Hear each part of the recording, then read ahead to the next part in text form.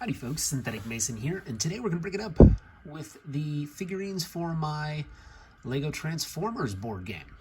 Yeah, how about that? So I told you guys I was doing these. I showed you a few. I now have 2 teams of 4, and it's a lot of fun. So let's see, new ones.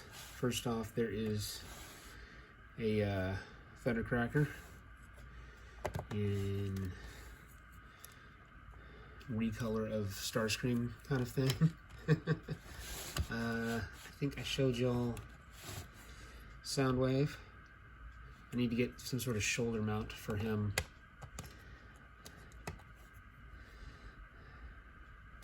I think it turned out pretty good. He's got a little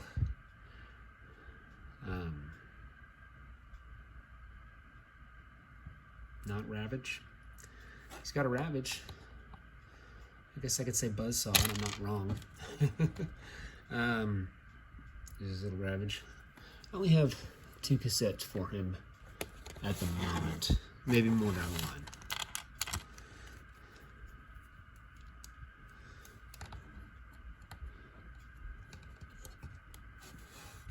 I also have a Jazz now.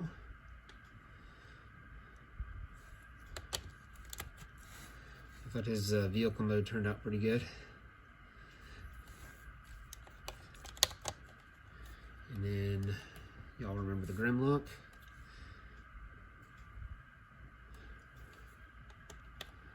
I'll re-meet Grimlock. Not bad, right? So, similar to my zombie game, you'll see that they're on this interesting board here. This board has a bracket for each of them so that you can house the figure or the vehicle mode, depending on whichever's not being used in turn. And then you'll see life points. For most of the Transformers, they just have 3 life points. Would be just like the zombie game where there's 4 life points, the 4th being the turn that removes them from the game after they've lost all their little life tokens. And then for Grimlock, Optimus, and Megatron, I have them with each 4 life points. So it kind of gives them a boss mode. And then the Grimlock's evened out because Soundwave has 2 little partners here that he can deploy. So, how do you play? Well, you've been hopefully watching level 1. Level 2 would have been out by now, but I'm having some technical difficulties. But hopefully soon level 2 will come out of my Lego Board to Death zombie game. And it's a similar engine.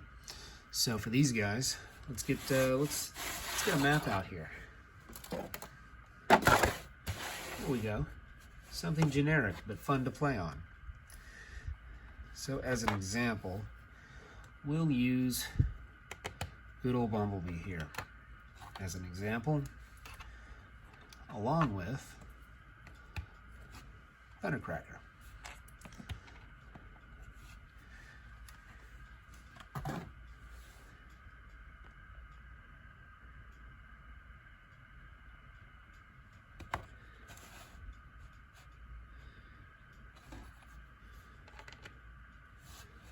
Now then, for how we'll use them,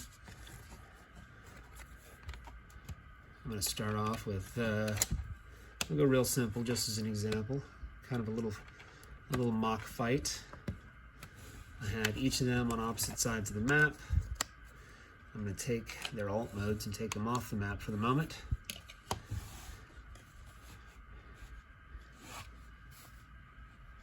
And then, let's see who moves first. Bumblebee or Thundercracker? Bumblebee got a 2. Thundercracker got a 4. So we're going to move Thundercracker. But here's the transformation. At each turn, you get to choose what mode you're in. And then for the duration of that turn, you're in that mode. So that means you can't change mid-turn, but each turn you could be in a different mode for your advantage. So for instance, Thundercracker in this turn he's going to be in air.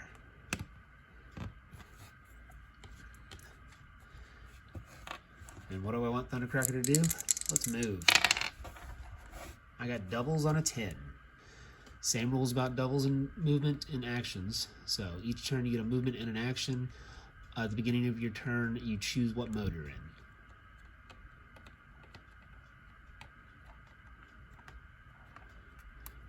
Now, if I wanted to, I could actually go climb over these hills here and just walk up like I would as I was cutting across the map due to the flight.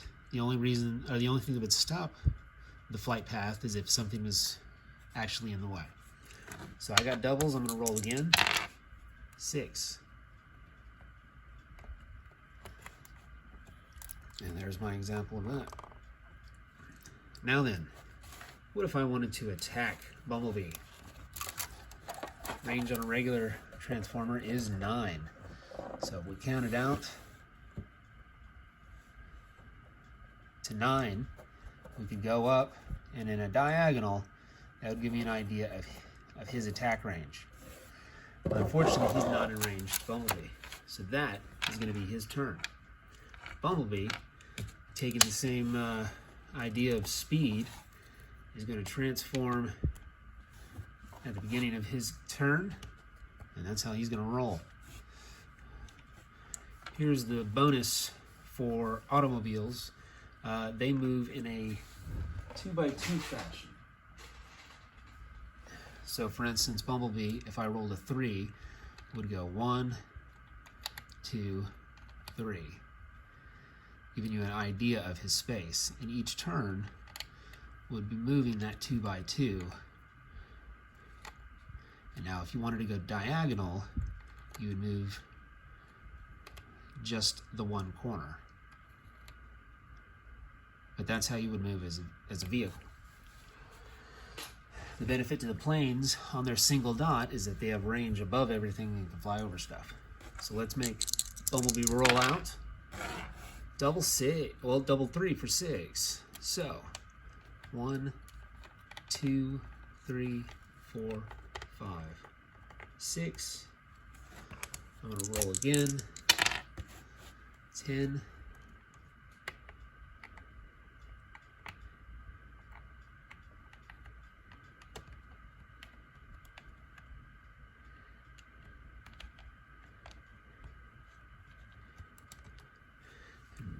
Bumblebee's coming around the corner. Is he in range? Which would be 9, 2,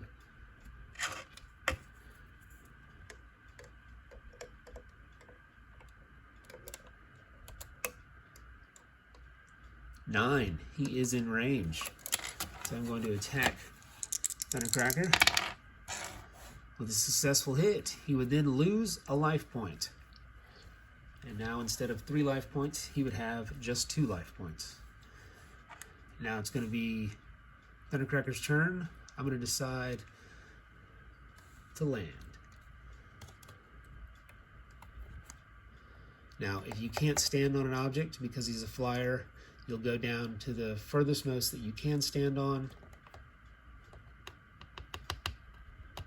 Right there. So now he's going to move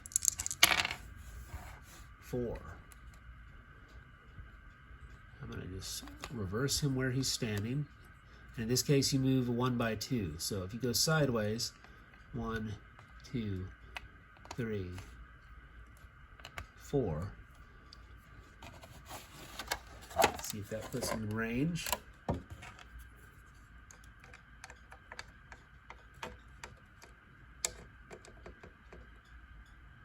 So close.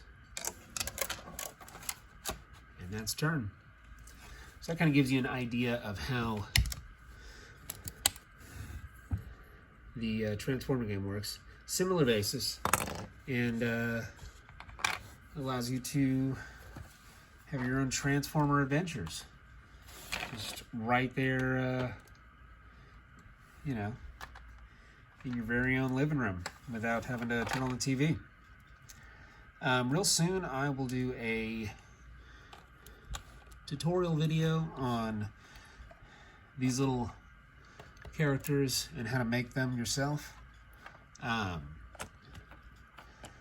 Like I said, I do have a Bored to Death level 2 that I have shot, and like I said, due to some editing issues, it may be a second before I get that rolling.